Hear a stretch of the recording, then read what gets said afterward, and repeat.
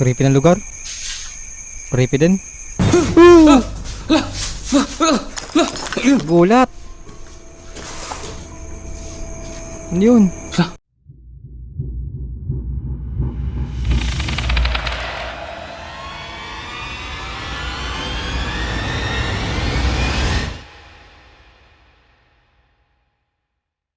Yo, kamusta mga kaibigan? Welcome sa panibagong reaction video. Ito, favorite ko to. Mula sa channel ni Goosebumps Top 5. Huwag natin patagalin to. Tara na.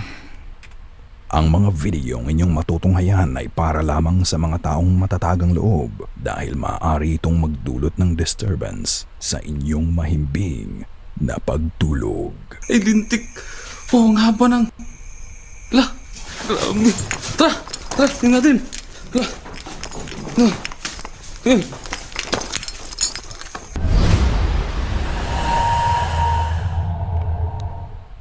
Top 5 Ghosts Caught on Tape. Haunted School. Una sa ating list ay galing kay TikTok user Dialan Buento. In-explore ng TikToker ang isang abandonadong paaralan na matatagpuan sa Indonesia. Ayon sa mga local residents dito, ang paaralan daw na ito ay naging haunted matapos mawala ng buhay ang dalawang babaeng estudyante. Ang unang babae umano ay nahulog mula sa top floor ng building at ang pangalawa naman ay naka-experience ng matinding seizure sa loob ng isang classroom. Naniniwala ang mga tao sa lugar na nagmumulto ang mga kaluluwa ng nasawing estudyante. Center pas gini.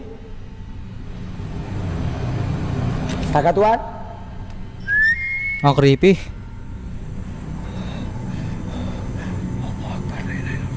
Astagfirullahaladzim. Ang creepy ng lugar. Yuk, gas. Tar.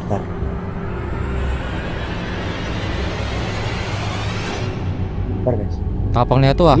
Ini saya muter ya. Saya muter pelan-pelan. Saya muter pelan-pelan guys ya. Ano yun? Nawala.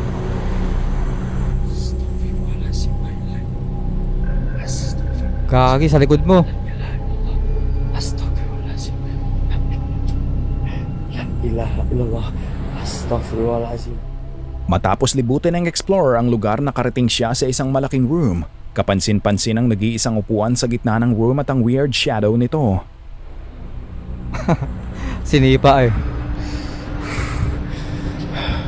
Itu suara siapa sih? Itu ada yang nangis dari tadi, kalian denger gak? Yung flashlight mo. Kalian Lumalabo. denger gak sih guys? Itu suara dari sini loh ya.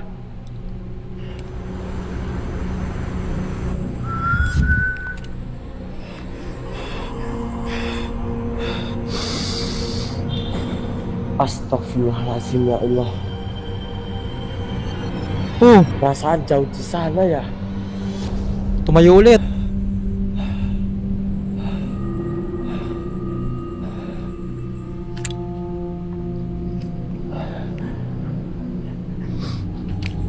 Creepy. Astagfirullahaladzim ya Allah. Tapang na ito. Sana bro.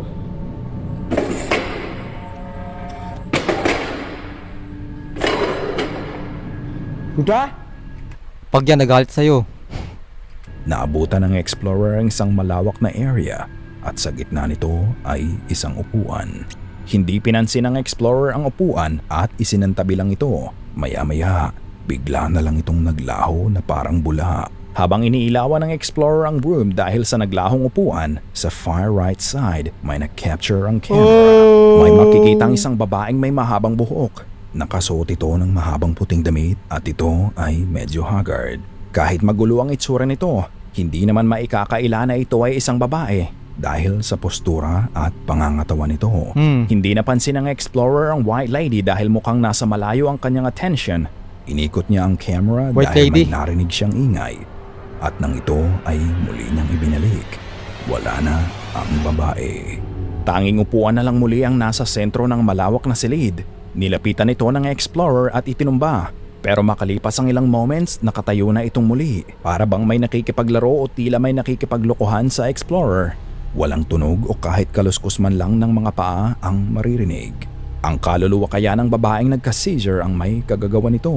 Ito kaya ang classroom kung saan niya inilabas ang kanyang huling hininga. Marahil ito ang kanyang ginamit na upuan nang siya ay buhay at nag-aaral pa. Ano sa palagay niyo? Ghost or hoax? Kayo na ang magpasya. Dark Child. Ang creepy nun. This unsettling clip ay galing kay Reddit user NoTell. Ipinost niya ito sa platform upang makahanap ng kasagutan. Ayon sa kanya, binabantayan niya umano ang bahay ng kanyang out-of-town na tita nang bigla na lang siyang may nakitang hindi niya maipaliwanag sa nanny cam na nasa isang kwarto. So this is my aunt's son's room, right? There's no one in here. Right? Yung camera mo. Nothing. Closet.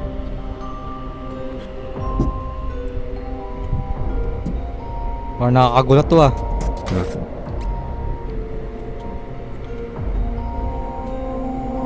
Get a nanny camera in here.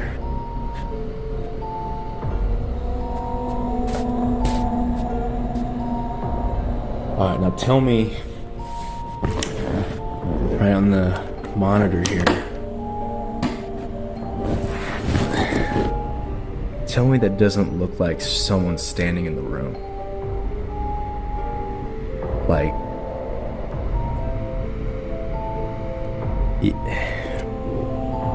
like I've checked, like went back and forth 3 times, and I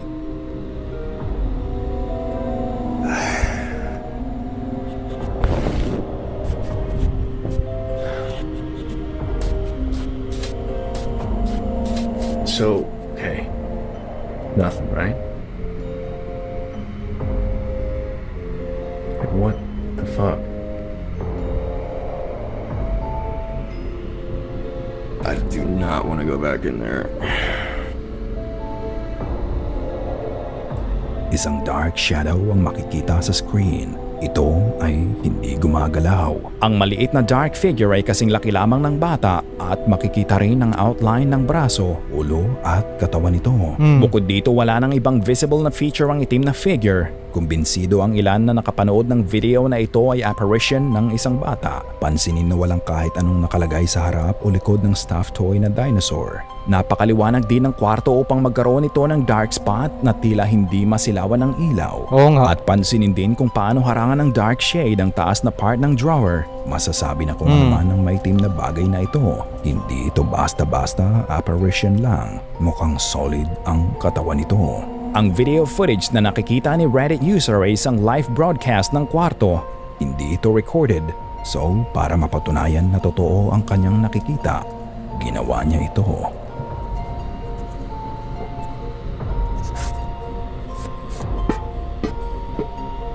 Alright.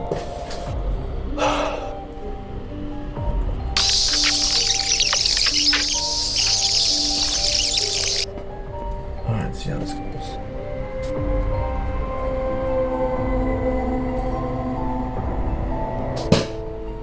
Hinahisan niya ng bola ang kwarto and sure enough, nakita ito sa screen. Oh. Ano nga bang anomaly dito? Hindi na nagtagal sa pagstay ang binatilyo at lumayo na siya sa nakakakilabot na kwarto. Hanggang sa huli, hindi pa rin siya makapaniwala sa kanyang nakita. Ayon sa ibang nakapanood, maaari daw na isa lang itong glitch sa camera dahil hindi gumagalaw ang figure. Ano sa tingin niyo mga ka-goosebumps? Is it a ghost caught on tape? Or isa lang itong glitch sa tape? Hide and seek. Hide and seek. Si John ay isang paranormal investigator and explorer sa TikTok. Kilala ang kanyang account na Haunted Wesleyan Manor sa mga paranormal uploads about paranormal experience na kanyang nararanasan, especially sa isang partikular na building. Ang Wesleyan Manor ay isang lumang building at sa basement ng building na ito madalas mag-live at mag-ghost hunting si John. Ayon sa kanya, ang basement ng manor ay puno ng mga iba't ibang energy Madalas siyang makarinig ng tawa o pagiyak sa parte na ito ng gusali. Ayon kay John, marami umanong lost spirits sa basement at ang karamihan dito ay mga espiritu ng bata. Kaya naman marami ang kinalabutan sa kanyang nakuha sa TikTok Ang creepy. Ang creepy ng lugar. video na ito na ini-upload ni John sa kanyang account. Mukhang nahuli na niya ang isa sa mga nagpaparamdam sa kanya. The activity here at Wesley Manor has been insane. There has been a lot going on. Creepy, oh. And I'd love to get my backup account up and running since the last one got removed. Now, I'm getting that feeling like something is watching me. And I can't shake how... What was that? I can't shake how... This reminds me of Oy. before. Yung camera mo. This reminds me of before. I know that feeling. I know that feeling all too well. Nakita niyo ba yon? Habang kinakausap ng TikToker ang camera, makikita ang isang maliit na ulo na mukhang pagmamay-ari ng isang bata. Ito ay saglit lang na nakuha ng camera pero hindi maikakaila na napaka-creepy ng pangyayari. Walang kamalay-malay si John at nalaman niya lamang ito nang ni-review niya ang video. Ngunit hindi lang yan. Sa Sumilip. pagkat naulit muli ang pangyayari nang may na-capture ulit si John at tulad ng kanina, tila wala siyang kamalay-malay sa kanyang nakuha.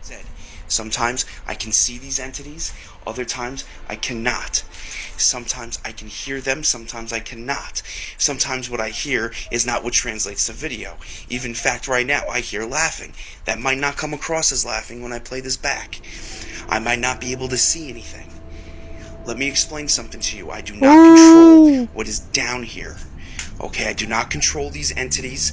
Creepy. That almost sounds like crying now. I can't control what goes on Bata here. yung sumisilip. I can't control these entities. This is real. Creepy. This isn't fake. This isn't one of my kids. I would never even bring one of my kids down here. This is disgusting. Okay, nothing should be down here. I almost feel like it's looking at me again. Isang bata ang sumilip kay John habang ipinapaliwanag niya ang kanyang mga nakikita, naririnig at nararamdaman sa building. 2 beses nitong sinilip ang nakakatakot. TikToker.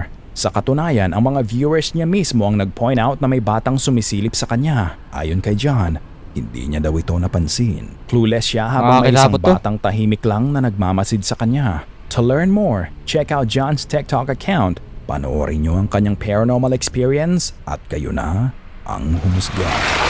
Encanto. Encanto.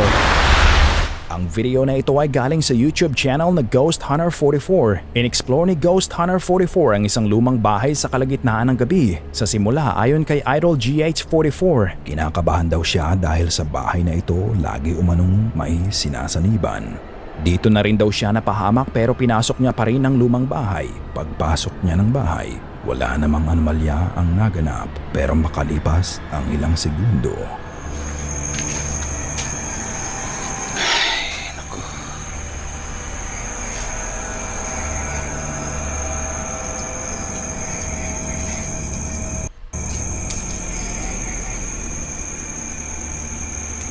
Tabi po.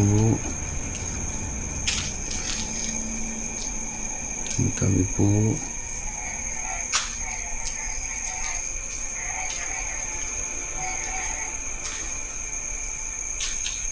Tabi po.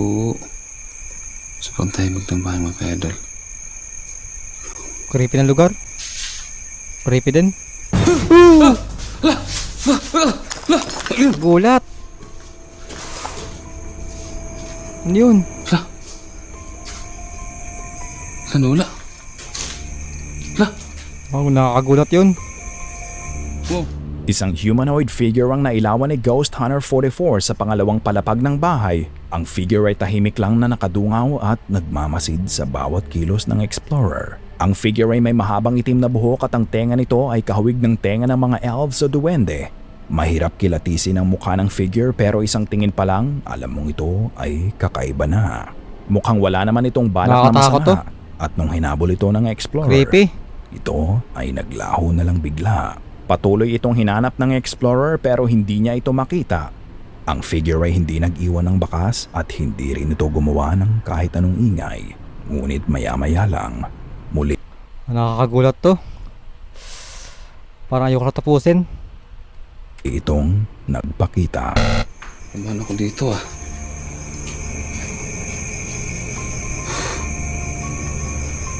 Putik na. Ay, ako. Na naman.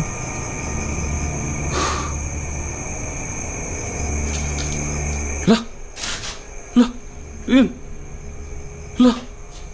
Ano yung mga kaidol? Ano yan? Ano yan? Yan, naglalakad. Ay, lintik. Oo, ang haba ng... Ang tapang na ito. Tara, tingnan natin. Huwag mo nalapitan. Yun. Yan. Ang tapang. La. Yung camera mo. Tayo mga kaidol ito. Wow. Grabe to. Yan, wala na. Oh, bilis ah. makikita ang natural na galaw ng entity. Tila isang zombie kung ito ay maglakad. Pero pag malapit ka na at maabutan mo siya, mas mabilis pa pala ito kay Flash. Sa side view ng figure, makikita na mahaba at pointed ang mga tenga nito. Creepy Malaki na ito. ang pagkakatulad nito sa mga depiction ng engkanto o duwende. Ayon sa isang comment, ang nilalang daw na ito ay isang tikbalang. At ang figure na nailawan ng explorer sa second floor ay isang lalaking tikbalang. Ang nasa baba naman ay isang babaeng tikbalang. Ano sa tingin niyo mga Mag-asawang tikbalang. Goosebumps? Nahuli na nga kaya ni Idol Ghost Hunter 44 ang mailap na mga maligno? Make sure na i-check out at panoorin ang buong episode sa kanyang channel at kayo na ang humusga. Para sa mga paranormal expert dyan, ano sa palagay nyo ang entity na ito?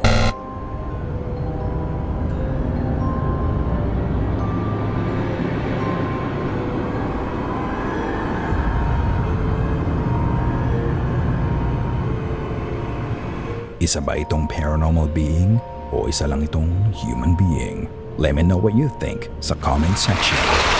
Disappearance. Ang napaka-creepy na footage na ito ay ni-upload sa TikTok ni user Reyna Rosny noong June 2, 2022. Si Rosny at ang kanyang asawa at anak ay pumunta sa isang Malaysian theme park. Halos karamihan ng mga video na nakuha ni Rosny ay nakafocus sa kanyang anak na si Mohammed. Isang memorable na moment ang bawat saglit na magkasama ang pamilya. Pero sa isang pagkakataon, nang sumakay ng isang ride si Mohammed, naging memorable ang moment hindi dahil masaya siya at nag-enjoy. Ito ay naging hindi kalimot-limot na experience dahil sa unsettling footage na na-capture ni Rosny. Panoorin nyo at kayo na ang humusga.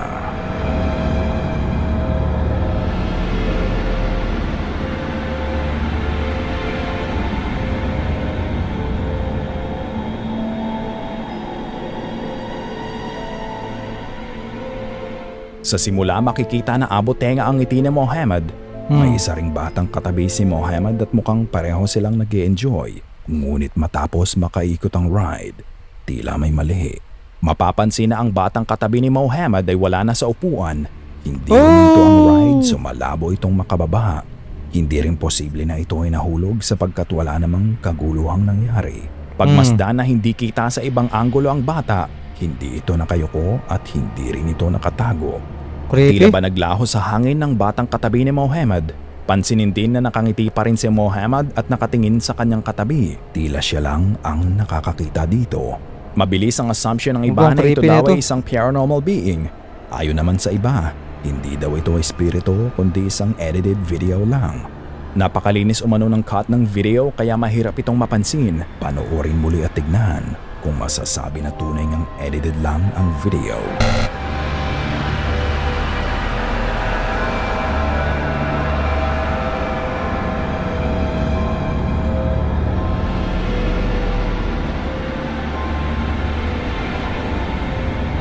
Wala na. Ano kaya ito mga ka-goosebumps? Is it a ghost caught on camera?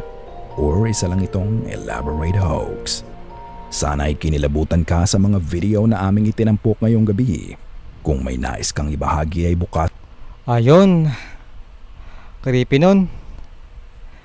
Tapos na mga kaibigan. Hanggang sa muli.